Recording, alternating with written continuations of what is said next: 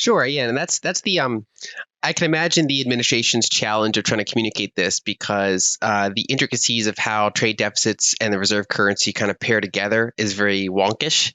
It kind of has this like academic quality to it that doesn't go over well in kind of political oriented speeches. Like I would be terrible at a political rally, for example, when I try to explain any of this.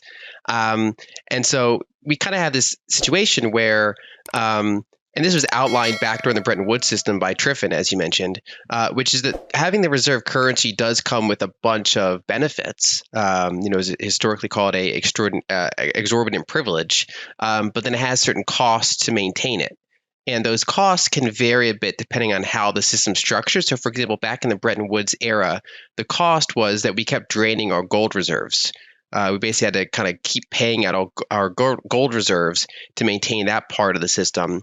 And in the current formation, instead, we kind of pay for it with our industrial base. We keep kind of sending out little parts of our industrial base over time to maintain the global reserve currency status. And there's a few reasons for that. One is that because unlike every other fiat currency, the dollar has all these extra demands for it by countries all around the world. All these different purposes, there's this extra demand for dollars. So we run a structural current account deficit, and the opposite side of that is a capital account surplus, which is that funds flow in the rest of the world and buy our financial assets. And so it's the trade deficit is often described as us sending out pieces of paper and getting goods and services, which sounds like a really good deal. But then the extra step of that you mentioned is that they take those slips of paper, or really those electronic digits that they have, and then they buy our stocks, they buy our real estate, they buy our private equity, they buy our corporate bonds and government bonds. And so they end up owning a larger and larger share of corporate America as part of their kind of accumulated trade surpluses and reserve assets and international private assets.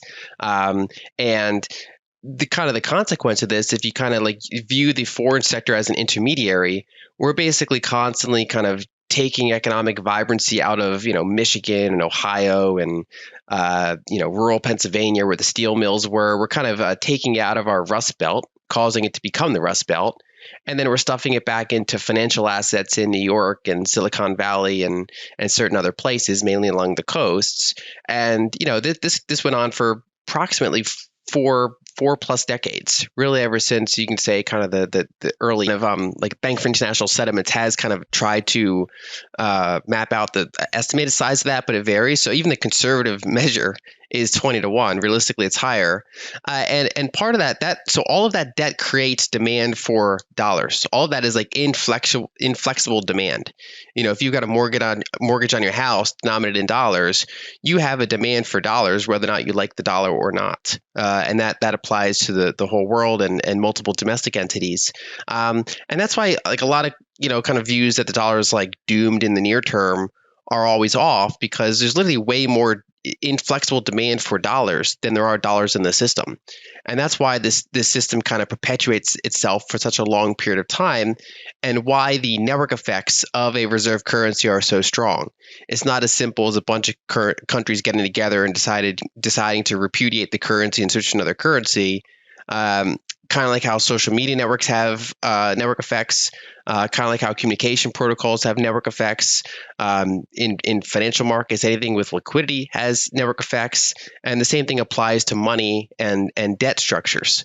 And so there's this big intertangled Gordian knot, both domestically and globally, that kind of has to gradually be the three things. One is kind of the mandate, two would be the plan, and three would be the execution. And I think the issue is that they start off good and then they kind of deteriorate as you go through those three steps. I think the mandate is there. So there are some people in politics that would disagree that the mandate's even there. They say we shouldn't be going after the trade deficits, or they're not a big deal. I disagree with that. I do think that, and I've been writing about this for years, that the imbalances have become big enough that they're actually starting to really matter. Financially, politically, they're actually a big deal now. And if you don't ever focus on addressing them, given the network effects involved, eventually it forces itself closed anyway, but that's from a position of weakness. So it's better to kind of get ahead of it before it's kind of fully metastasized and there's really no options left, you generally want to try to correct it from a position of strength. So I do think that there is a genuine rising mandate to reverse some of these multi-decade flows that are basically all going in one direction. So I think that part is sound. The second part would be the plan. And if you look at probably the smartest version of the plan, it would be Stephen Myron. That's Trump's chair of the Council of Economic Advisors. He's an economist, and he managed thing. And so one thing I've been pointing out for years is that you can have a multipolar world where Chinese currency is kind of the main currency over in East Asia. The United States' dollar is the currency in our hemisphere and other parts of the world, and Europe's is kind of their part of the world and their biggest trade partners in periphery. So you can have kind of three currency blocks of different sizes. You can have an elevation of neutral reserve assets. So he specifically calls out that this plan would be good for gold and cryptocurrencies, which we mean Bitcoin. He uses the phrase cryptocurrencies. And so over time, funding currencies that are cross-border can shift a little bit.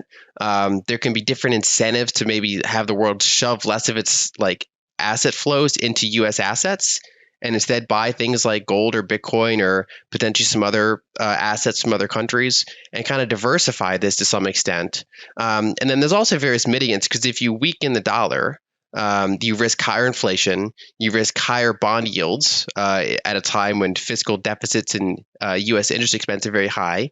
So he talks about, as part of trade negotiations, terming out the debt, convincing countries like China or Japan to increase the duration of their treasuries. And basically agree stocks were going down, which is normal given all sorts of basic, tax increases and uncertainty. Normally, you would see the dollar strengthen and the bond market go up, meaning yields go down. Capital basically get out of stocks, get into safer treasuries. It would get out of other currencies and get into the dollar temporarily. And even in Stephen Myron's paper, he talked about initially this would probably be dollar strengthening. And unfortunately, it kind of backfired. So instead, there were net outflows similar to what you see in emerging market, which is we saw stocks go down, bonds go down, meaning yields up, and the dollar go down altogether. And so instead, capital was going toward gold. Bitcoin was holding up better than you normally see in a equity sell-off of that size. Other currencies and markets were holding up better. And it's really not the playbook I think that they expected. And then, of course, Bissett, as the Treasury Secretary, is pretty dialed into what's happening in the Treasury market, which wasn't looking very good. The MOVE index, which is the volatility index for Treasuries, spiked to near record highs. Basically, the type of thing you normally see in a crisis. And so, I think they had to reverse on a number of their policies, dial down the rhetoric. Outside of certain pockets of Asia, basically, kind of maybe 80% of the global map was blue, and then over 20, 25 years, that map turned red, emanating out of China, which is that China gradually became the biggest trading partner in most countries in the world. And so few countries are in a position where they can say, we're going to help, go against Chinese trade, because for many of them, China is the biggest trading partner that they have, or at least bigger than the US. And so these are just ongoing challenges. And that, of course, gives market participants a lot of uncertainty. That gives businesses a lot of uncertainty. And as of this recording, that's true even in the developed world, but especially in the developing world, cars are a huge expense. That's why a lot of people will ride, mopeds, motorcycles, or just not have a vehicle.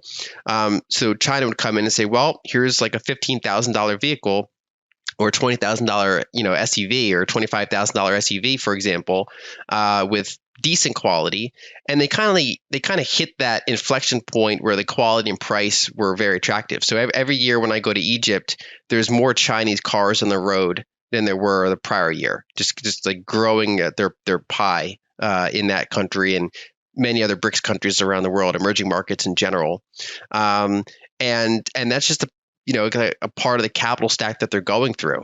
They also have a near monopoly on solar production. They have a bigger lock on the solar market than Saudi Arabia and all of OPEC has on the oil market, ironically. Then they have near dominance in rare earths. And then they have financial measures they can do across the board, investing in everything. Nuclear, solar, pretty much everything that they can throw money at, they're building. I think in the US, it's probably less about coal and more about nuclear. Um, but that's been tied up in red tape for a while. It's not been a priority of any administration really. And I think that that's one of the ways that we could ramp up our electricity production and our overall energy production. And I think that one of the positive catalysts, and this happened really starting a year or two ago, but I think is accelerating now, is that the data center needs, as AI kind of took off and became something that people and businesses use on a regular basis rather than just something we talk about. That's a very energy intensive thing, unlike the prior round of tech growth, which is mostly communication, social media, not very energy intensive. AI is quite hardware and energy intensive, as you know, and so that's been like a catalyst where these big $1 trillion companies are basically, they have only cost from waiting, and so anything that cuts red tape and can accelerate energy production here at home earlier is better. And even things we don't think about, like for example, going back to my prior point, why does China dominate the solar market? It's ironically because of their other energy sources, which is to say, the process of turning silicon basically into solar panels is actually really energy intensive, and that's part of why the whole world's kind of pushed a lot of their dirtier businesses into China. So kind of put on their balance sheet. And that has optical benefits temporarily, but then it gives us costs. And so same thing for rare earths. I mean, basically, like despite the name, rare earths are in general not that rare. It's that they have pretty big environmental impacts when trying to get them out of the ground and process. Everything gets harder when you have to make it portable. And so I think humanoid robots at scale are probably farther out than the average person thinks, even though they'll be increasingly relevant. So back in decades ago, industrial automation became a thing. Giant robot arms building cars more so than people, for example. A lot of that low hanging fruit's been used, but yeah, I think we're gonna have more mobile robots in factories, and then over the long arc of time, even more mobile robots outside of factories, which is also harder because you have less control over the environment that they operate in. But basically, across the board, we should expect to see more and more automation. Prior decades, there's a lot of automation of blue collar work. This is kind of probably the era of automation of white collar work as well, or at least a really big chunk of it. And so rather than just robots moving things for us and doing things for us, they increasingly can think partly for us, which depending on how you use it, I mean, the kind of the meme is that, humans don't think and just robots think for us. But when used correctly, it trend for years now. So yeah, I think just getting out of the way is step number one. I think a bigger benefit would be exempting Bitcoin from capital gains, at least on a small level, to basically say everyone gets like a write-off every year of an equivalent of several $1,000s. So it's easier to spend with Bitcoin, to experiment with Bitcoin, to not have to worry about that every little thing, every little micro activity is like technically like a taxable event, for example. That would relieve a lot of administrative burden. And economic disincentives from it. I view that as more important than a strategic Bitcoin reserve overall, even though obviously strategic Bitcoin reserve is fun for price potential. If you go back to Stephen Myron's paper that I mentioned, when they talk about kind of a currency accord to weaken the dollar, they mentioned ideally they wanted to use multilateral approaches, but there are some unilateral approaches that they can do, which includes printing dollars to buy reserve assets. So a lot of countries in the world, especially a lot of these Asian mercantilist countries that have these really big surpluses, when they get these big inflows of capital from all the exports that they're doing, their currencies would naturally strengthen somewhat. Bitcoin can fix credit or give a price kicker to credit. If I'm in real estate, I can look at real estate tied to Bitcoin, and so basically it's this kind of like way to slip into all these different kind of walled garden types of capital. And I don't view that as competing with the cyberpunk aspect of Bitcoin. Part of what makes Bitcoin successful is just being large and liquid. So the more entities that want to use it, the better, as long as those ways don't get in the way of individuals using Bitcoin in self-custodial, permissionless ways. So I think there's a bunch of different problems that Bitcoin can solve, from small to the big. and they're all kind of happening together. And individuals have their own backgrounds. They find certain things more interesting than others, but basically whatever skill set or experience someone has, they can bring it to the Bitcoin network or bring the Bitcoin network into what they're already doing, interact with macro. And it just seems like, especially outside of people that focus on this so much, most people just fall into one camp or the other. They're either technical or they're just talking about the financial decisions, whereas like across the board, it's just so interesting. And I don't really view them as in opposition at all. I mean, there are people that are like, Bitcoin's been captured or Bitcoin has lost its cypherpunk root. But Bitcoin is what you make it. It's an open, permissionless network that works. And we shouldn't take for granted that it works, but it works and it's getting better.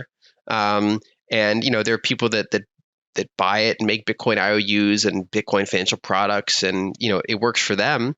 But then Bitcoin is still a technical stack with plenty of design space, in the current configuration to still build on and use.